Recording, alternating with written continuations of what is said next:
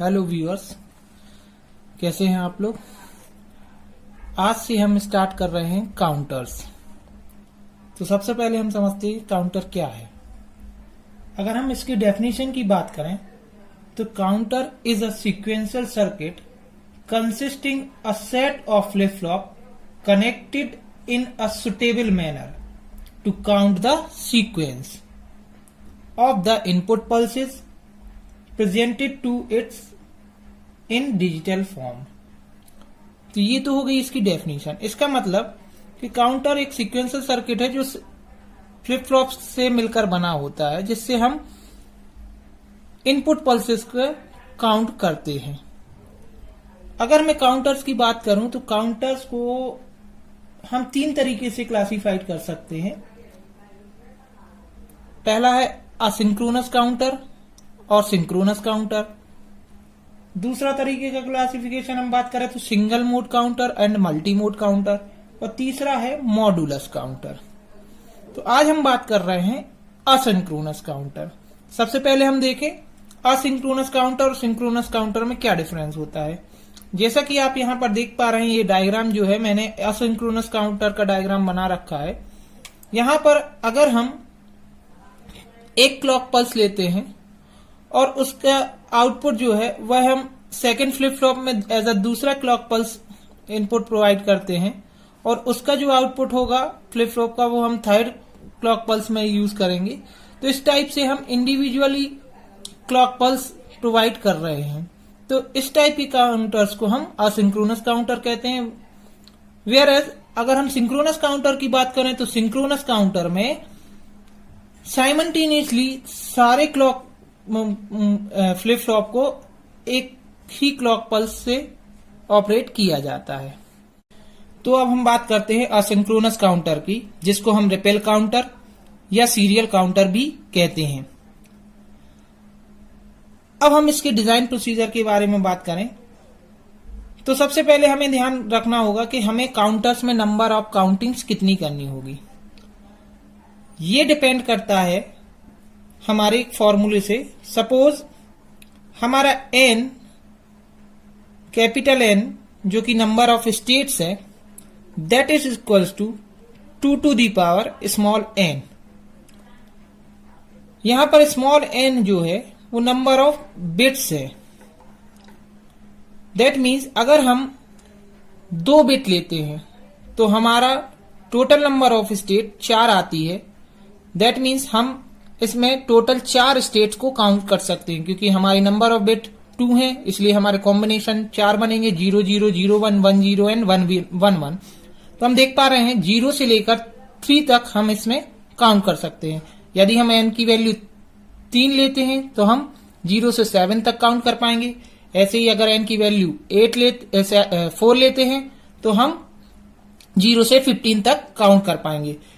तो हम जितनी बिट का यूज यहां पर करेंगे उसका 2 to the power n value तक हम काउंट कर सकते हैं। That mean total counting state हमारी 2 टू द पावर n होंगी, और maximum counting state, maximum count जो होगा वो हमारा 2 to the power n minus 1 होगा। फॉर एग्जाम्पल अगर हमने यहां पर 3 बिट ली है तो हमारा टोटल काउंट होंगे 8, 2 to the power 3 equals to 8, and maximum count जो होगा वो हमारा 2 to the power 3 minus 1, that means 7 तक काउंट होगा। अब हम बात करते हैं सर्किट की। तो सबसे पहले हमने यहां पर 3 फ्लिप फ्लॉप लिए, क्योंकि हमारा 3 बिट यूज कर रहे हैं तो हम 3 फ्लिप फ्लॉप लेंगे। काउंटर्स में हम फ्लिप फ्लॉप में जानते हैं कि हमारा 1 बिट स्टोर करता है फ्लिप फ्लॉप, इसीलिए जितने नंबर ऑफ बिट्स हम काउंटर में यूज करेंगे उतने ही हमें फ्लिप फ्लॉप भी यूज करना होगा। तो यहां पर हम अगर 3 बिट यूज कर रहे हैं तो हम 3 बिट के हिसाब से 3 फ्लिप फ्लॉप का यूज करेंगे। हमने यहां पर J and K flip flop ले रखा है, और J और K की वैल्यू को हम इनिशियली हाई वैल्यू प्रोवाइड करते हैं।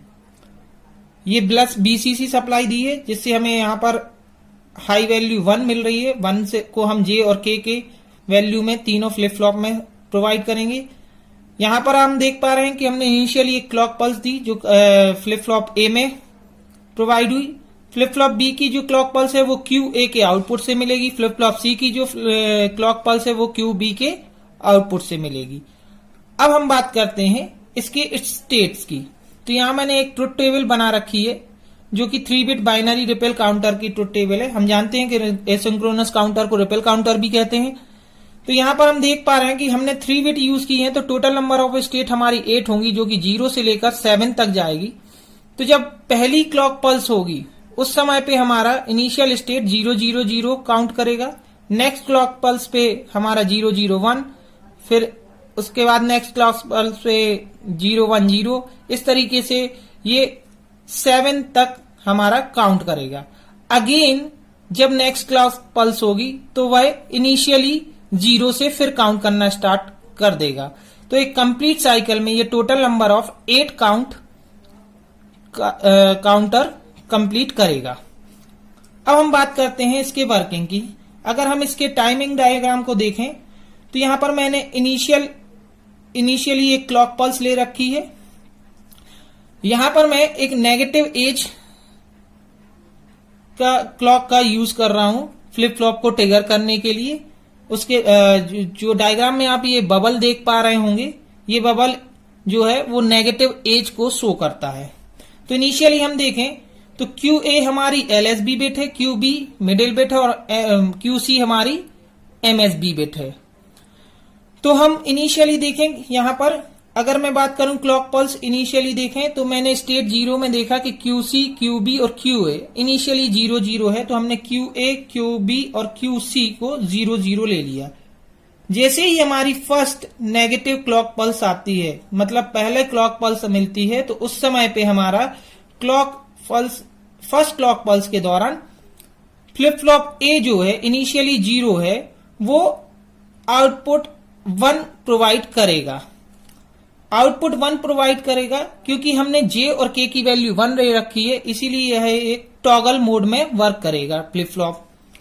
टॉगल मोड में वर्क करने का मतलब है 0 का 1 हो जाना, 1 का 0 हो जाना। तो इनिशियली ये 0 था तो ये 1 हो गया, तो हमने इसको 1 पे ड्रॉ कर दिया।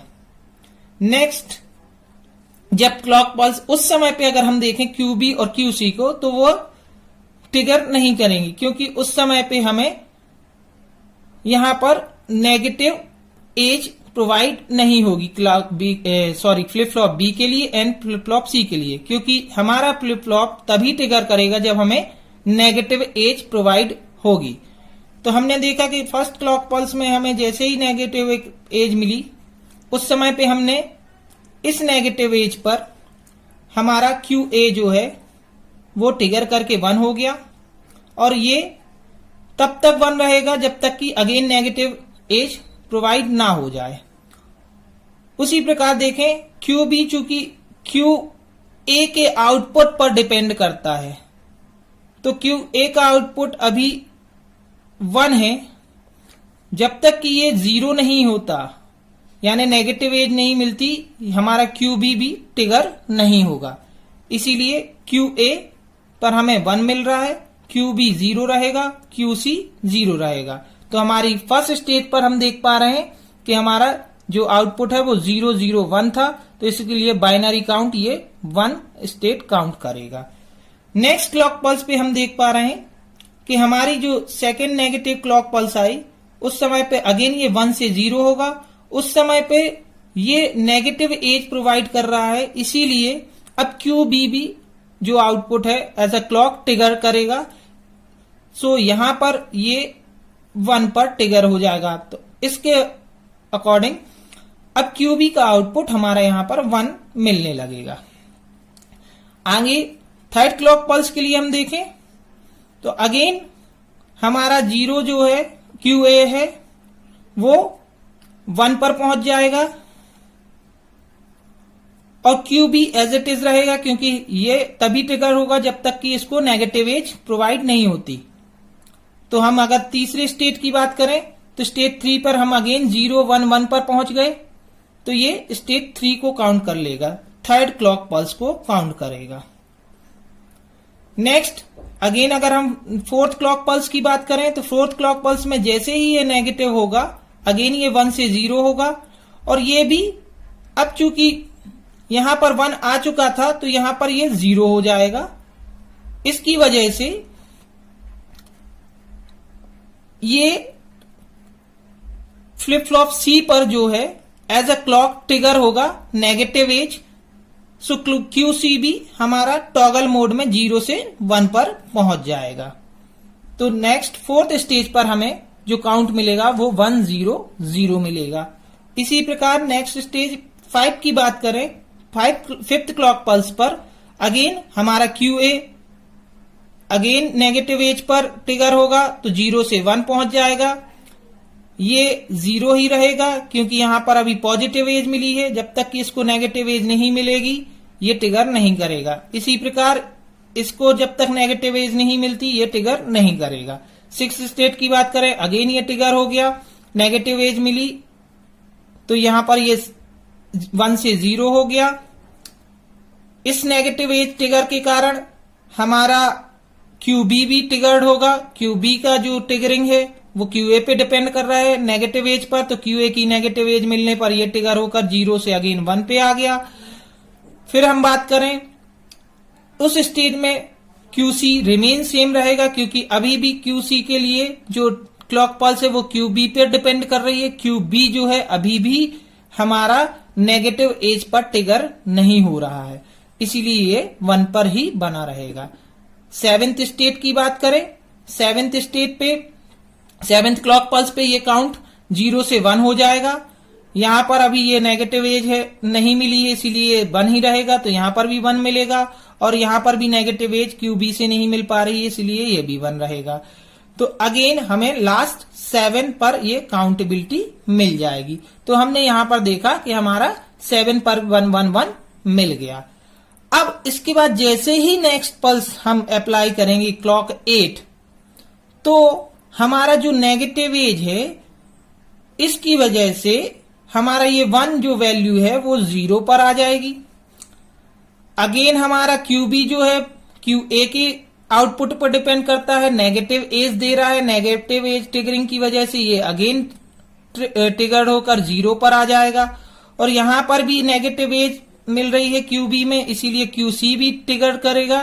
क्योंकि हम देख पा रहे हैं क्यूबी का जो आउटपुट है वो as a clock pulse Q C में फ्लिप फ्लॉप सी में जा रहा है, तो हमारा आउटपुट जो क्यूसी का होगा वो भी ट्रिगर करके 0 0 0 हो जाएगा।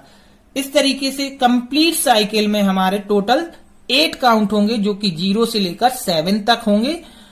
अगेन साइकिल रिपीट होगी तो फिर वही काउंटिंग बिगिनिंग 0 0 0 से अगेन स्टार्ट हो जाएगी। तो इस तरीके से हमारा जो है 3 bit asynchronous binary counter work करता है। सो दोस्तों ये थी complete working about the asynchronous counter. इसी को हम मॉडुलस काउंटर के फॉर्म में भी देख सकते हैं। यहां पर मॉड काउंटर का मतलब होता है कितनी नंबर ऑफ स्टेट्स हम काउंट कर रहे हैं। अगर मैं बात करूं mod 8 counter, mod 16 counter, mod 4 counter, mod 2 counter, तो इस तरीके से हम नंबर ऑफ फ्लिप फ्लॉप का यूज करके हम उस तरीके काउंटर मॉडुलस काउंटर डिजाइन कर सकते हैं। नेक्स्ट क्लास में हम मॉडुलस काउंटर के बारे में डिटेल में जानेंगे और साथ में ही मॉड 6 या मॉड 5 काउंटर अगर हमें बनाना हो तो वो कैसे बनाए जाते हैं उसके बारे में डिस्कस करेंगे। Thank you so much.